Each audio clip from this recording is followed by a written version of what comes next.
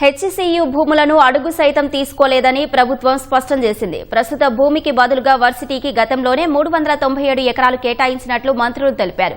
కోట్లాది రూపాయల విలువైన భూములను ప్రైవేటు వ్యక్తుల నుంచి కాపాడి యువతకు ఉద్యోగాలు కల్పించేందుకు కృషి చేస్తున్నట్లు వివరించారు. హెచ్సియు పరిధిలో జీవ వైవిధ్యాన్ని కాపాడతామని స్పష్టం చేసిన మాథ్యులు ప్రభుత్వ పనులకు అడ్డు తగిలితే కఠిన చర్యలుంటాయని హెచ్చరించారు. కంచగచ్చిబౌల్లోని భూముల్లో ఒక్క అంగుళం సైతం హెచ్సియు భూమి తీసుకోలేదని సర్కారు స్పష్టం చేసింది. కొందరు రాజకీయ లబ్ది కోసమే ప్రభుత్వ చట్టబద్ద పనులకు అడ్డు తగులుతున్నారని ఉప ముఖ్యమంత్రి భట్టి విక్రమార్క, మంత్రులు శ్రీధర్ బాబు, పొంగులేటి శ్రీనివాసరెడ్డి మండిపడ్డారు. 400 ఎకరాల భూమిని న్యాయపరంగానే తీసుకున్నామన్న మంత్రి శ్రీధర్ బాబు హెచ్సియు వద్ద ఉన్న జీవ వైవిధ్యాన్ని కాపాడతామని స్పష్టం చేశారు. హైదరాబాద్ సెంట్రల్ యూనివర్సిటీకి సంబంధించిన ఆస్తి గాని, 1 ఇంచు భూమి గాని ప్రభుత్వం తీసుకోలేదు. ఇది స్పష్టం. ప్రభుత్వం మేము చేపట్టాల్సిన చట్టబట్ట బాధ్యతలను అడ్డుకోవాలని, చేయనీయక ఉండాలని అడ్డు తగులుతా ఉన్నారు. ఇది స్పష్టం.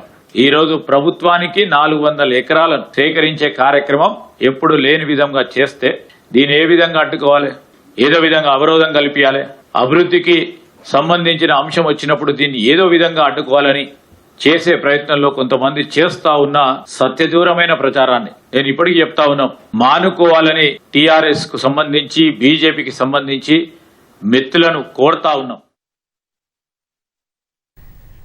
ప్రభుత్వం లోపాలు దొరకకనే ఇలాంటి అంశాలు తెరపైకి తెస్తున్నారని ఉప ముఖ్యమంత్రి భట్టి విక్రమార్క విమర్శించారు. ఈ 400 ఎకరాలను ఐఎంజీ భారత్ అనే సంస్థకు నాటి చంద్రబాబు సర్కారు ఇచ్చినప్పటికీ బదులుగా వర్సిటీకి మరో 397 ఎకరాలు ఇచ్చినట్లు వెల్లడించారు. వేల కోట్ల విలువైన భూమిని ప్రైవేటు వ్యక్తుల చేతుల్లోకి పోకుండా కాపాడమన్న భట్టి అంతర్జాతీయ సంస్థలను రప్పించి యువతకు ఉద్యోగాలు కల్పించేందుకే టీజీఐఎస్సీకి ఇచ్చినట్లు తెలిపారు. తెలుగుదేశం ప్రభుత్వం ఈ భూమిని 400 ఎకరాలని యూనివర్సిటీ నుంచి తీసుకొని ఐఎంజీ భారత స్పోర్ట్స్ ఏదో తీసుకొని వస్తుందని పేట్రా, బిల్లీరావు లాంటి వాళ్ళని ఈ 400 ఎకరాలు ఇచ్చేశారు. సరే, ఇది యూనివర్సిటీ ల్యాండ్ కదా, మరి మాకేంటి, అట్లిస్తే ఎట్లా అంటే, సరే ఆనాటి ప్రభుత్వం ఆ 400 ఎకరాలకి ఎక్స్చేంజ్ గా, అంటే బదలాయింపుగా 397 ఎకరాలు అదే యూనివర్సిటీకి ఆనుకొని గోపన్పల్లికి అటుపక్కన రాష్ట్ర ప్రభుత్వం ఆ యూనివర్సిటీకి ఇవ్వటం జరిగింది.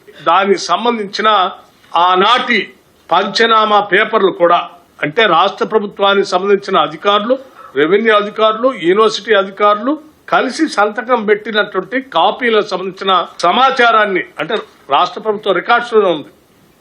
సరే, ఎక్స్చేంజ్ లో ఆ ల్యాండ్ యూనివర్సిటీకి వస్తే యూనివర్సిటీ వాళ్ళు బాగానే ఉన్నారు, వాళ్ళ ల్యాండ్ వాళ్ళకి వచ్చింది. కానీ ఈ 400 ఎకరాలు ఎక్కడ పోయింది? పేట్రా, బిల్లీరావు అనేటువంటి ఐఎంజీ భారత్ అని ఒక ఫ్రాడ్ కంపెనీకి పోయింది.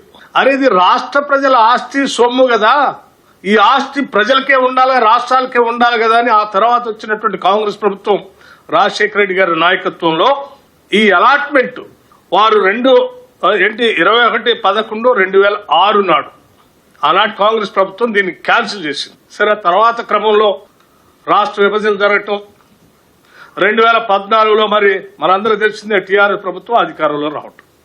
మరి దానిపైన ఈ 10 ఏళ్లు అధికారంలోకి వచ్చిన టీఆర్ఎస్ ప్రభుత్వం గట్టిగా కొట్లాడి ఆ భూమిని తెచ్చుకోకపోగా గాలికి వదిలేసింది. అది ప్రైవేట్ వ్యక్తుల చేతుల్లోనే ఉంటే, ఈ ప్రభుత్వానికి రాకుండా ఉంటే ఆ ప్రైవేట్ వ్యక్తుల చేతుల్లో నుంచి ఇంకో రకంగా ఎట్లా చేసుకోవచ్చో, సరే రకరకాలైనటువంటి ఆలోచనలు ఉండి దాని మీద గట్టి కొట్లాడలేదు. మేము కొన్ని వేల కోట్ల రూపాయలు విలువ చేసే భూమిని మేము కాపాడి రాష్ట్ర ప్రజలకి, ప్రభుత్వానికి చెందేటట్టుగా చేసి దీన్ని ఈరోజు కాపాడితే అసలు నిజంగా ఎవరైనా అభినందిస్తారు. దీన్ని విద్యార్థుల ముసుగులో బీఆర్ఎస్ వ్యక్తులు అరాచకం సృష్టిస్తున్నారని మంత్రి పొంగులేటి ధ్వజమెత్తారు. 10 ఏళ్లు కేంద్ర రాష్ట్ర ప్రభుత్వాలు వర్సిటీ గురించి పట్టించుకోనే లేదని మండిపడ్డారు. ప్రభుత్వ చట్టబద్ద పనులకు అడ్డు తగిలితే ఉపేక్షించబోమని హెచ్చరించారు. అక్కడ లేళ్లున్నాయి, సింహాలున్నాయి, అనేక జంతువులున్నాయని చెప్పే ఎన్విరాన్మెంటల్ గా చాలా ప్రమాదం ఉందని చెప్పిన ఆ ప్రబుద్ధులు, ఆ ఫెవికాల్ బంధం ఉన్న రెండు పార్టీలు ఏనాడైనా అంత ఐరేజ్ బిల్డింగ్ వారి టైంలో పర్మిషన్ ఇస్తే అక్కడ ఎన్విరాన్మెంటల్ కి ప్రమాదం జరుగుతుంది అన్నది ఆనాడు పర్మిషన్ ఇచ్చేటప్పుడు కొంచెమైనా వారికి ఆలోచన వచ్చిందా?